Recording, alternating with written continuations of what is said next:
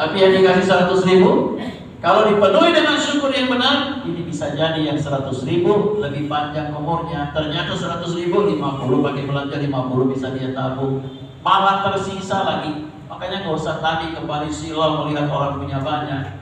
Boleh jadi yang punya banyak itu tidak ada ketenangan di dalam hidup. Boleh jadi yang punya banyak juga tidak rasa syukur. Boleh jadi yang punya banyak juga dengan dikasih banyak bisa saja Allah tidak senang untuk dihancurkan. Nauzubillah. Banyak kasus. Nah, jamaah sekalian yang dirahmati Allah, syukur kepada Allah yang ketiga dengan apa lagi? Setiap kita menghadapi nikmat tadi itu, hati-hati jamaah sekalian, jangan sampai salah gunakan nikmat itu. Begitu kita ucap alhamdulillah, Allah senang. Tapi kalau di sini dia salah, kembali Allah akan murka. Saya kasih contoh, misalnya kalau kita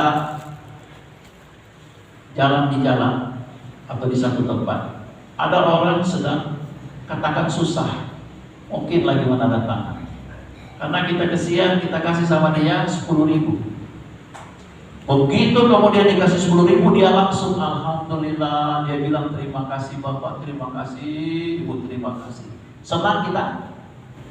Senang kita? Senang. Sekarang begitu kita sudah senang, uang itu dia pakai, pasti setelah itu ada orang bermain judi, langsung dia pasang di muka mata kita. Kesenangan kita bagaimana? Bertahan atau berubah?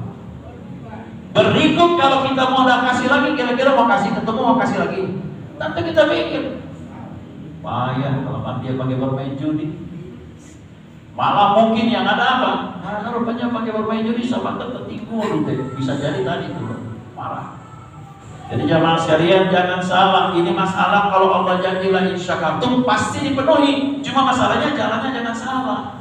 Menerapkan syukur itu tidak cukup hanya dengan alhamdulillah. Akui sepenuh hati nikmat dari Allah.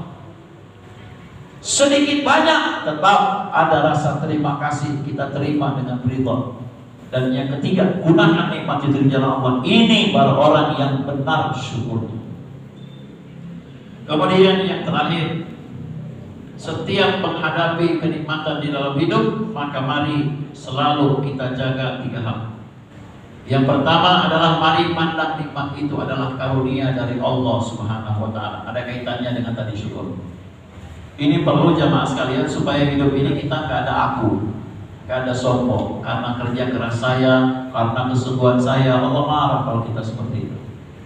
Yang kedua, maaf saya kembali pada yang pertama tadi, karena Allah katakan wa ma bikum min nikmatin fa min Allah. Nikmat apa saja yang ada padamu itu datangnya dari Allah. Sebenarnya menepis bukan karena kamu, karena aku, kata Allah. Maka tidak ada tempat buat aku dalam setiap nikmat yang kita hadapi, kita rasakan.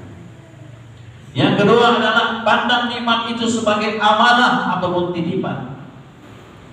Dalam Al-Quran Allah menyebutkan, jamaah sekalian, karena amanah berarti akan dipertanggungjawabkan.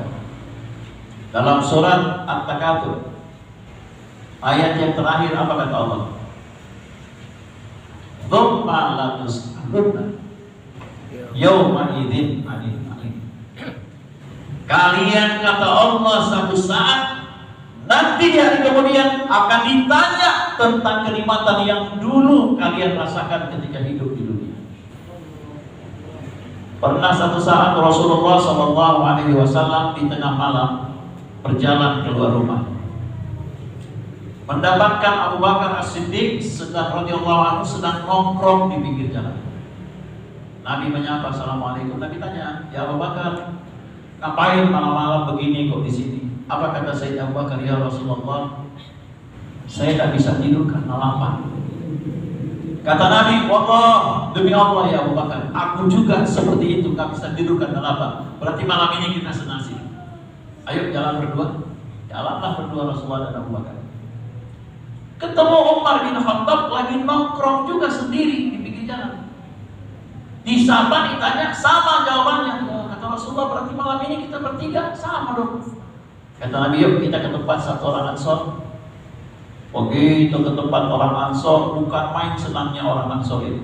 Langsung dijamu Rasulullah dan 2 sahabat yang mulia itu. Pokoknya jamuan luar biasa, tamu istimewa dan istilahnya. sedang makan makanan yang enak. Rasulullah selesai lebih dulu. Abu Bakar, Umar bin Khattab sedang makan. Begitu Abu Bakar mau masukkan suapannya ke mulut, Rasulullah katakan, ya Abu Bakar, makanan yang baru kita makan tadi itu akan ditanya di hadapan Allah. Abu Bakar langsung taruh suapannya, kemudian, ya Rasulullah, yang baru kita makan tadi ini mau ditanya di hadapan Allah. Rasulullah katakan, apakah engkau tidak membaca ayat tsumma latus'alunna yauma idzin 'anil na'im?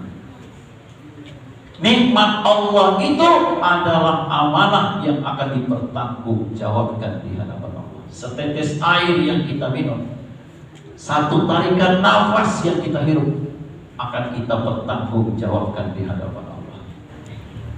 Jadi yang boleh main cerita ini, pandang sebagai amanah. Yang ketiga, nikmat itu pandang sebagai ujian dari Allah Subhanahu wa taala.